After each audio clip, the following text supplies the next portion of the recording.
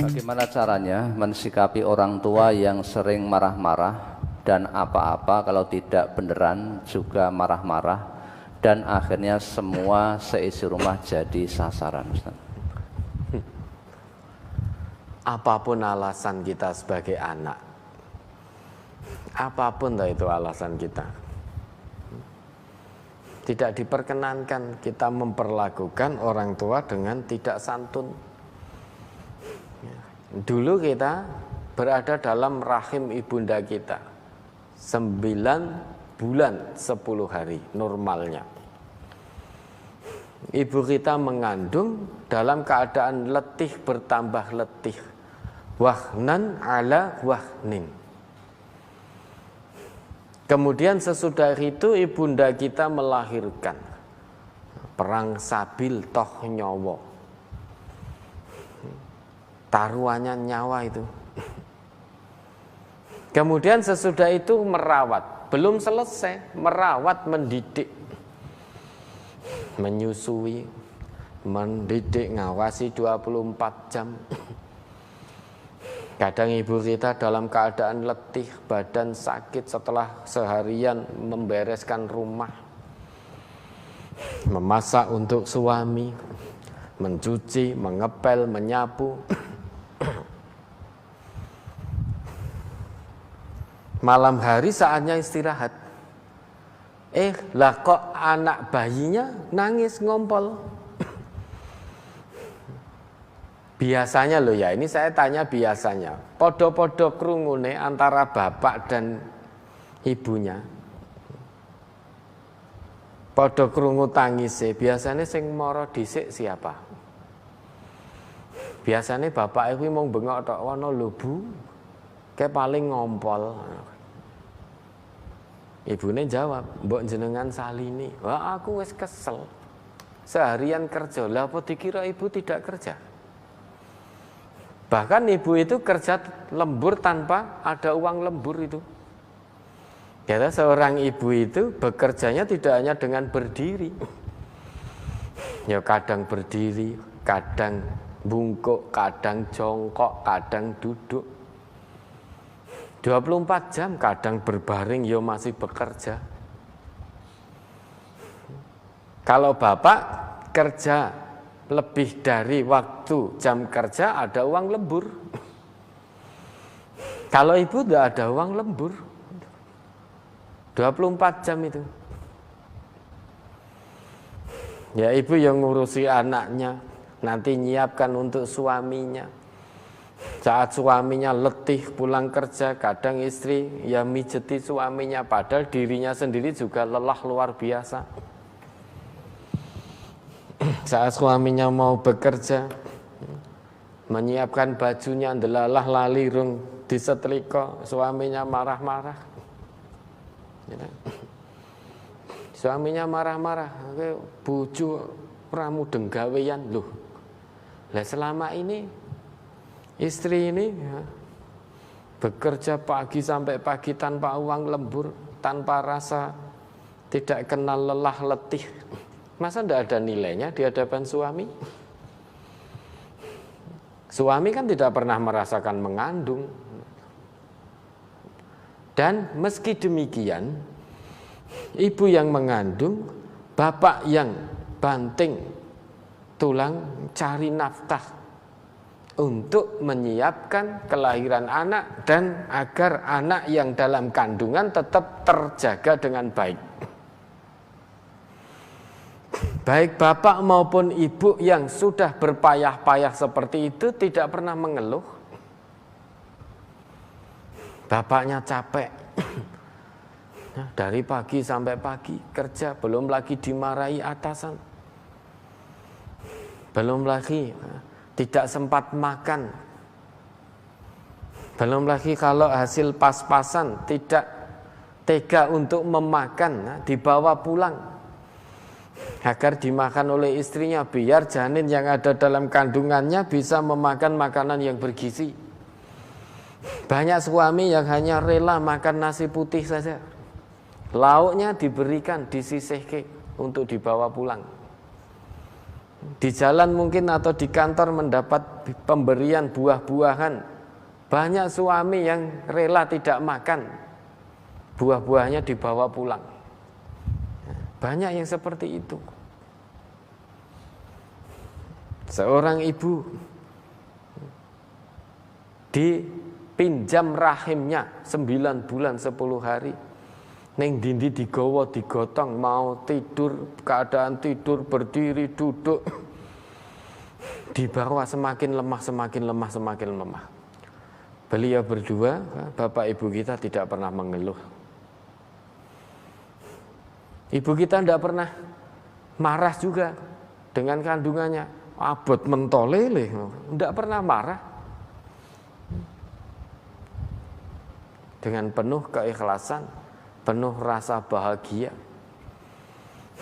Bahkan kalau ada anaknya yang sakit, orang tua tidak sedikit yang punya angan-angan berandai-andai.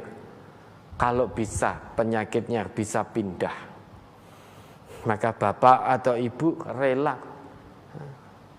rela penyakit anaknya dipindah ke bapak atau ibunya. Yang penting anaknya sehat, anaknya bahagia, anaknya ceria. Lah kok giliran bapak ibunya sudah sepuh, secara fisik sudah tidak kuat, anaknya fisiknya sudah tumbuh kembang prima, fisiknya kuat, nafkahnya lancar, bapak ibunya sudah tidak bisa bekerja, sudah tidak bisa beraktivitas karena fisiknya semakin lemah, semakin lemah. Karena tidak bisa dipungkiri manusia itu semakin tambah usia semakin lemah, mengalami penurunan fungsi organ tubuh. Coba kita perhatikan, usia 40-50 tidak sama dengan saat kita usia 20. Dulu di waktu muda usia 20 kita makan apapun masih bisa, gigi masih lengkap. Seiring dengan berjalannya waktu, usia bertambah, mulai tanggal giginya, kerowok ini itu dan lain sebagainya. Bahkan sekarang banyak yang mengunyah daging lembut saja yang sudah tidak bisa, mengsol-mengsol. Dikunyah sini lari ke sini, kunyah sini lari ke sini karena sudah nggak ada gigi. Belum lagi penglihatan, dulu masih tajam waktu muda. Seiring berjalannya waktu berkurang, pakai kacamata. Nanti lama-lama kacamatanya juga sudah harus nambah. Dulu lutut ini tidak apa-apa, tangi geligah langsung tangi, lari ini itu. Sekarang mau bangkit saja deyek-deyek rambatan tembok. Nyata pegangan rambatan tembok, pelan ini. Dulu sholat bisa berdiri dengan gagah. Mau rukuk, sujud, duduk di antara dua sujud tidak ada masalah. Sekarang sholat sudah banyak seiring dengan bertambahnya usia. Banyak yang dengan kursi, dengan duduk, maksimalnya begitu. Atau duduk di antara dua sujudnya sudah tidak bisa sempurna. Maksimalnya sudah tidak bisa karena maksimalnya sudah fisiknya membatasi.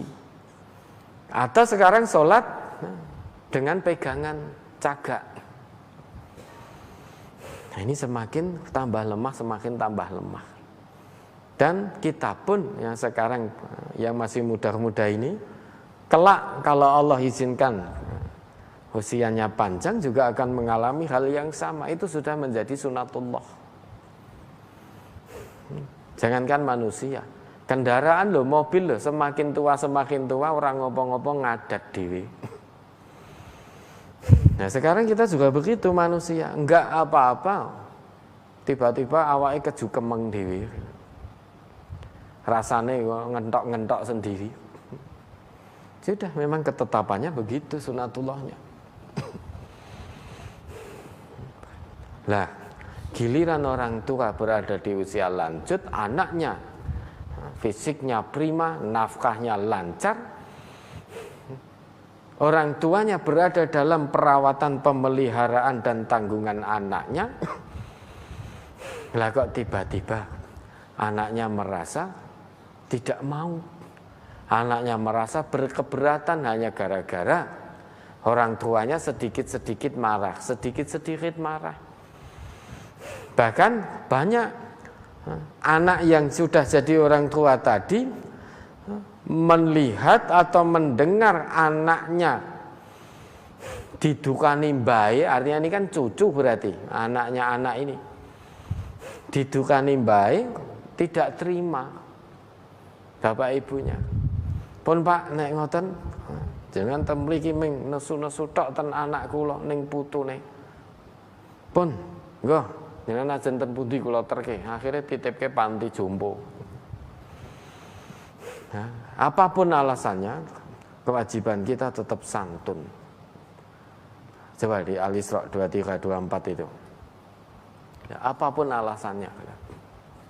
Surat Al-Isra surat 17 ayat 23 dan 24. Wa qadha rabbuka alla ta'budu illa iyyahu wa bil walidaini ihsana imma yablughanna 'indakal kibara ahaduhuma aw kilahuma fala taqul lahuma uffin wa la tanharhuma wa qul lahuma qawlan karima wakhfid lahuma janahad dhulli minar rahmati wa qur rabbirhamhuma kama rabbayani shaghira. Dan Tuhanmu telah memerintahkan agar kamu jangan menyembah selain Dia, dan hendaklah berbuat baik kepada ibu bapak.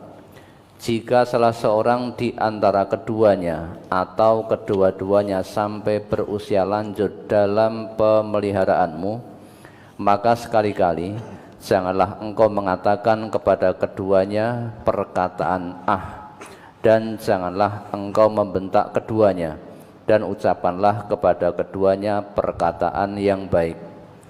Dan rendahkanlah dirimu terhadap keduanya dengan penuh kasih sayang, dan ucapanlah, wahai Tuhanku, sayangilah keduanya sebagaimana mereka berdua telah mendidik aku pada waktu kecil. Ya dah. Berkata saja dilarang oleh Allah. Oh, saya enggak berkata saya berkata ih. Saya enggak berkata tapi saya mencep. Itu saking sulitnya bahasa selain Al-Quran untuk menerjemahkan persis 100% dengan bahasa Al-Quran. Saking sulitnya bahasa Indonesia menerjemahkan itu, dan bahasa-bahasa yang lain, bahasa yang ada di dunia ini, saking sulitnya menerjemahkan bahasa Al-Quran, maka kata di situ itu diartikan dalam arti hal yang ringan, mudah, yang paling ringan saja itu tidak boleh. Jika orang tua usia lanjut dalam pemeliharaan seorang anak, kemudian anaknya merasa berkeberatan, anaknya merasa terganggu dengan orang tuanya, tidak suka, tidak cocok, kemudian kok berkata ini ya bisa berarti kita tidak tapi mencep dan lain sebagainya, yang ringan-ringan itu saja tidak boleh. Apalagi sampai berteriak, apalagi sampai mengangkat suara tinggi di hadapan orang tua, apalagi sampai berani dengan orang tua, apalagi sampai memukul. Kan banyak sekarang anak yang tidak berakhlak, hanya gara-gara menginginkan sesuatu, orang tuanya tidak mampu memberi, anaknya dipukul. Orang tuanya dipukul. Bahkan ada yang dibunuh oleh anaknya, na'udzubillah. Bahkan ada yang gendeng rumah orang tuanya, dicopoti, dijual anaknya. Padahal berkata mencep saja tidak boleh, apapun alasannya. Selamanya kita tidak bisa membalas kebaikan kedua orang tua kita, kecuali jika orang tua kita menjadi budak. kemudian kita beli dan kita merdekakan, baru kita bisa membalas budi baik kedua orang tua kita. Nabi kita ngendika la yajzi waladun walidan illa ayyajidahu mamlukan fayashtariyahu fayu'tiqahu. Seorang anak selamanya tidak akan bisa membalas kebaikan orang tua kecuali jika ia atau anak itu mendapati orang tuanya menjadi budak. Lantas anaknya membeli orang tua yang jadi budak tadi dan memerdekakannya. Baru dikatakan bisa membalas budi baik orang tua. Nah, sekarang perbudakan sudah tidak ada. Ini berarti isyarat bahwa anak selamanya tidak akan bisa membalas budi baik orang tuanya. Maka meski orang tua duka-duka, hadapi, santuni dengan penuh kerendahan diri. Kalau bicara juga dengan santun. Sekalipun itu sedang bertawaso atau meluruskan orang tua, tetap dengan cara yang santun, sebagaimana Nabi Ibrahim kepada ayah anda beliau. Ya abadi, wahai ayah anda. Padahal bapaknya Nabi Ibrahim pembuat berhala dan penyembah berhala. Jelas menyimpang ini. Namun Nabi Ibrahim terus tatkala memberikan nasihat pada bapaknya, tidak merasa paling pintar, tetapi dengan bahasa-bahasa yang santun. Ya abadi, ya abadi. Wahai ayahanda, wahai ayahanda.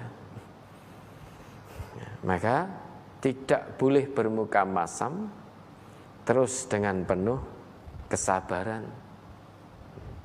Santuni orang tua, apalagi ini dalam perawatan pemeliharaan panjenengan, apapun toh alasannya. Apalagi hanya alasan orang tua sering marah-marah. Jadi sebagai anak bisa matur dengan baik nanti. Bapak atau ibu, duka niku napa sekeca. Bapak ibu daripada duka-duka, lebih baik digunakan untuk zikrullah. Kan duka niku kan enggak enak dirasa. Terus seperti itu.